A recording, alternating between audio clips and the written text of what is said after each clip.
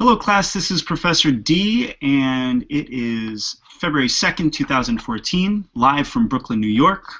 It is Super Bowl Sunday, but before I go watch the game, I am going to share a little bit of information about Chapter 3 of the Travel and Tourism textbook entitled Tourism, the Business of Hospitality and Travel, 5th edition. So, for Chapter 3, I'm actually going to jump to the end of the chapter to work backwards.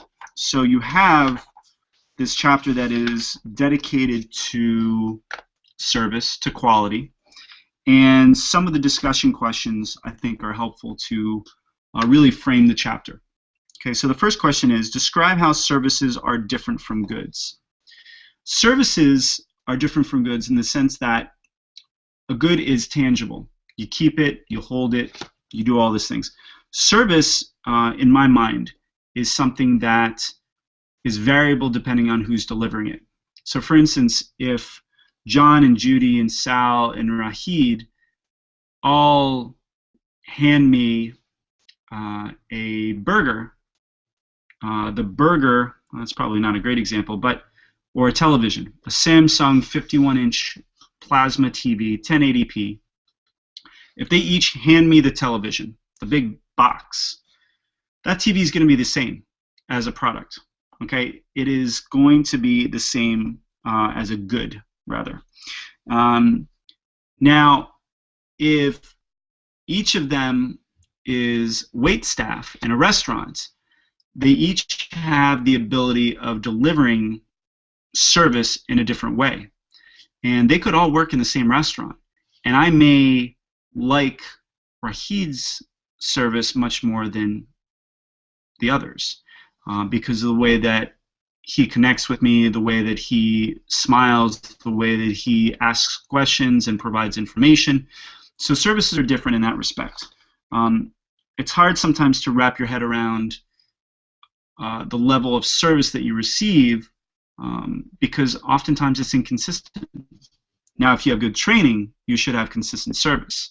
If your people are trained properly, then they know what is expected and they know how to deliver it. So I think that that's how services are different from goods. And if you read through the textbook, you'll get a little bit more background on that.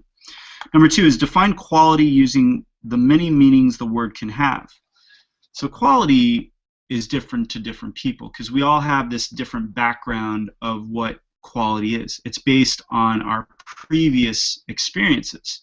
So if we grew up, for instance, in a country where there's a high level of quality and we always have experienced these amazing things, then our expectations are pretty high.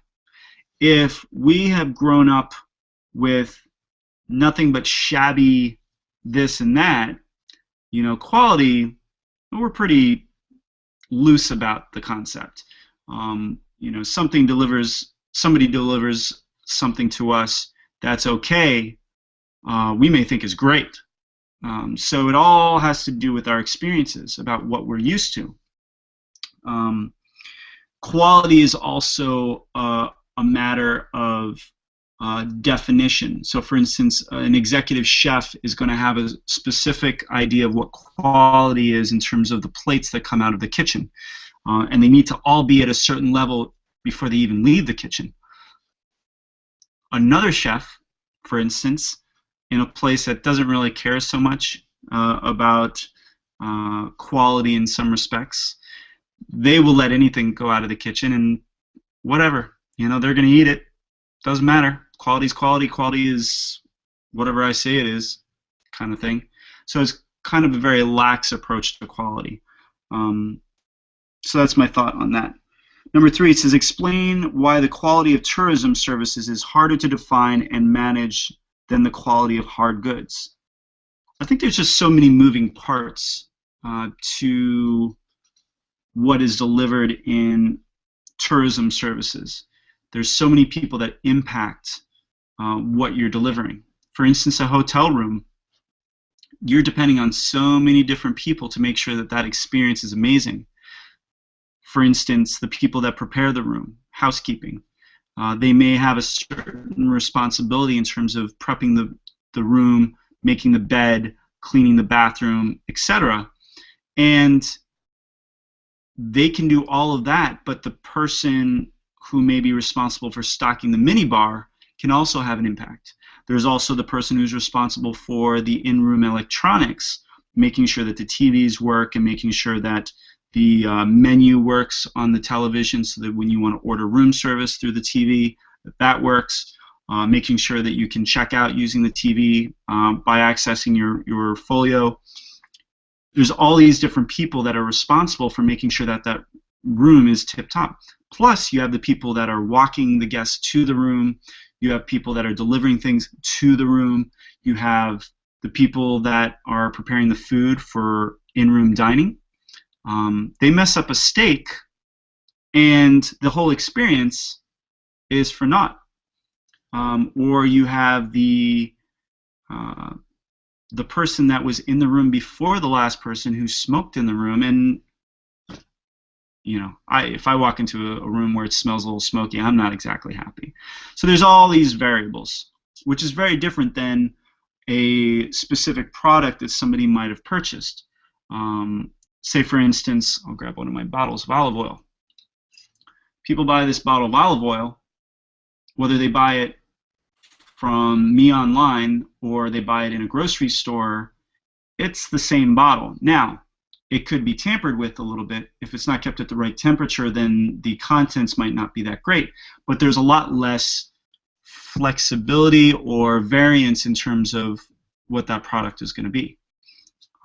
Your flight experience on an airplane could be very different than the person sitting next to you, because there's so much variation in how that guest gets to that seat. I always joke that, you know, when I take a flight, there could be 6 of us in a row, and we could have all spent a different amount of money on those seats. Yet we're on the same flight, we're going to the same place, we're getting the same crappy food. Well, not always, but sometimes. So that's a variation in terms of the service that's delivered. Number 4, how are expectations of a tourism service formed? Again, I addressed this a little bit. You know, we grow up experiencing all these different kinds of things, and if you grow up going to better hotels with your family, for instance, you come to expect a certain level of service. It'd be really bad for somebody to grow up only going to Ritz-Carltons and then having to stay at a Marriott. Well, that's probably a bad example, but or a Super 8 or a Motel 6, because it's a very different experience in terms of what Ritz-Carlton delivers or Four Seasons delivers versus a Super 8 or a Motel 6. They're just not the same kind of thing. So we create this level of expectation based on our own experiences. Same thing goes for food, same thing goes for travels, etc. Okay. Number 5, what is a break from the service script? How do breaks from the script affect customer satisfaction? Well, I think part of it is thinking about protocols, training. I'd encourage you to spend a little bit more time looking at this in the chapter so you can wrap your head around it. But my perspective is that if you deviate from the script, then you can only expect a different experience by the guest or customer. In the same way that we have specific, very specific recipes for chains, like a TGI Fridays. If the cooks / chefs deviate from the very specific script or recipe, then the dish that is served is going to be different, and you can't afford to have that, especially in a big chain, because people expect a certain level of quality. I know, by and large, that if I have a quesadilla grande at Applebee's in New York, it should be the same quesadilla grande in California, or in Texas, or in Illinois, or in South Carolina. So it's that deviation from script that makes things different. Okay. Number 6, what should a tourism service employee do to turn a frown upside down? I think that gets back to the whole idea of under promise and over deliver. So I truly believe that you can mess up certain things. Say, for instance, in a restaurant, let's say I mess up your pasta, your spaghetti carbonara or fettuccine carbonara. Okay, it comes out of the kitchen not the way that it's supposed to. Okay, so you're the guest and you're frowning, you're sad. Who made the mistake? Was it the chef? Was it the cook? It doesn't matter. Okay, the waiter or waitress is responsible for turning that frown upside down and making them happy. So basic customer service, oh, I'm so sorry, is everything okay? First you ask, is everything okay after you've dropped off the dishes? Let's say that Judy says, oh, there's something wrong with this fettuccine.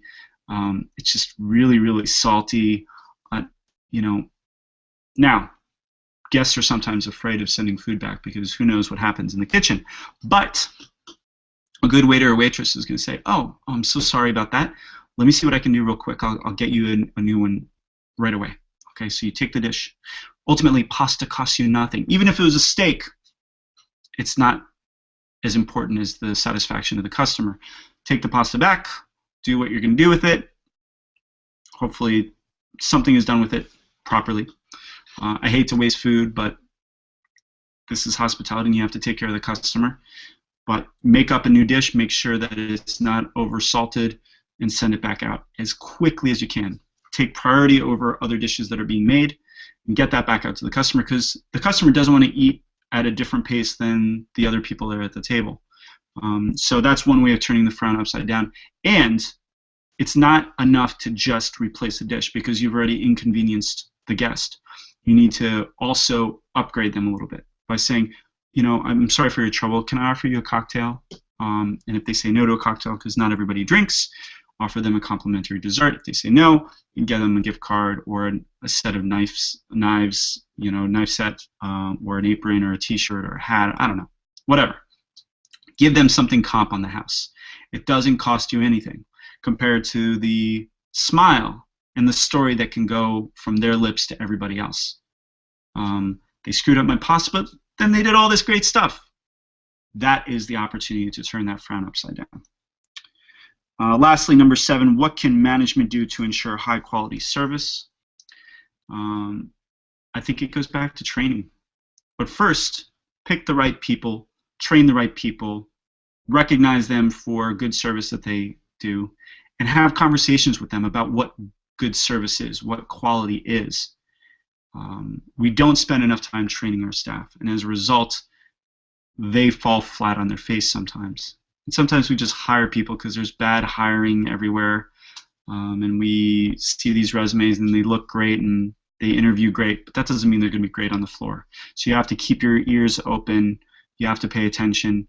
If they're not delivering the quality that they need to, then you have to ask yourself if it's a training issue, if it's a recognition issue, is a compensation issue, but you owe it to your customers to have good people serving good food, for instance, in a restaurant, or delivering a nice room, or a great stay, or a nice flight, all of these things within tourism. So hopefully that helps you with Chapter 2. As always, look at the glossary of terms.